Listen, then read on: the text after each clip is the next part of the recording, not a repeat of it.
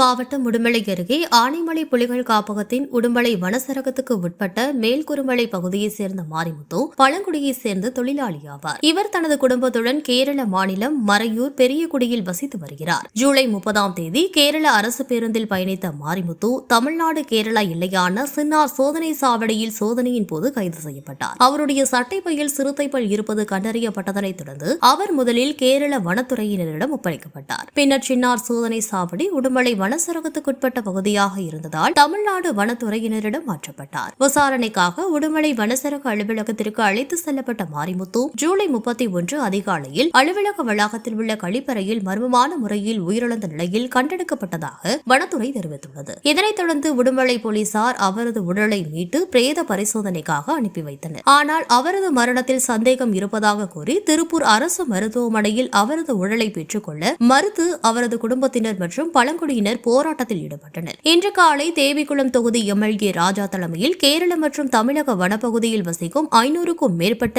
மலைவாழ் மக்கள் உடுமலை வனத்துறை அலுவலகத்தை முற்றுகையிட்டனர். எம்எல்ஏ ராஜா விசாரணைக்காக அழைத்து வந்த ஒருவரது மரணம் குறித்து அவரது உறவினர்கள் அல்லது சமூகத்தினருக்கு எந்தவிதமான தகவலையும் அளிக்கப்படவில்லை. இது முழுமையான மர்மமானது. இதுகுறித்து சிபிசிஐடி விசாரணை நடத்தப்பட வேண்டும். தவறு செய்துள்ள அரசு அதிகாரிகள் மீது நடவடிக்கை எடுக்கப்பட வேண்டும். இல்லையெனில் பெரிய அளவில் போராட்டம் நடத்தப்படும் என்று எச்சரிக்கை தெரிவித்தார். மலைவாழ் மக்களின் திரளான கூடுகையால் உடுமலை வனச்சரக அலுவலகத்தில் காவல்துறை பாதுகாப்பு பலப்படுத்தப்பட்டுள்ளது. கேரள மாநிலத்தைச் சேர்ந்த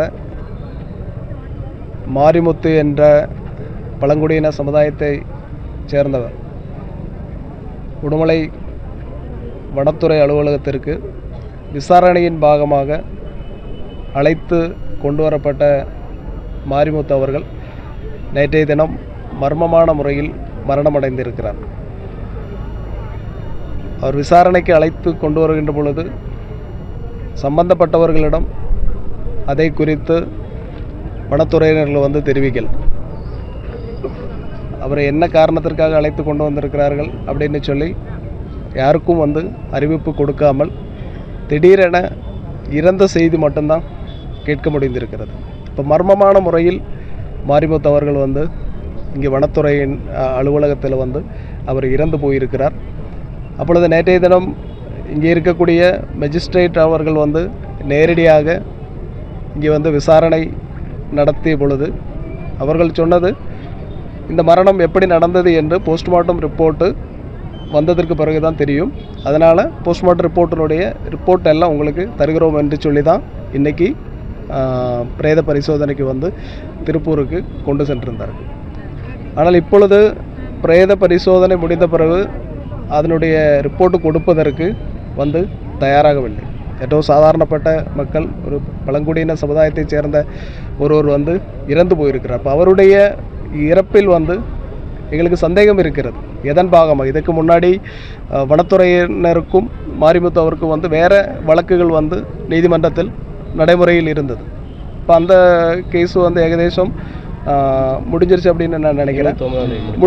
முடிஞ்சதுக்கு பிறகு நேற்றைய தினம் மற்றொரு வழக்கு அவர் மீது பேருந்தில் பயணம் செய்கின்ற பொழுது அவர் தவறு செய்திருக்கிறார் அப்படின்னு சொல்லி விசாரணைக்கு அழைத்து வர்றாங்க. விசாரணைக்கு அழைத்து வருவதில் தவறில்லை. ஆனால் அழைத்து வருகின்ற பொழுது அவர் மற்றொரு மாநிலத்தில் இருக்கக்கூடிய ஒரு ஆள் அவருக்கு சம்மந்தப்பட்டவர்களிடம் தெரிவிக்கவில்லை.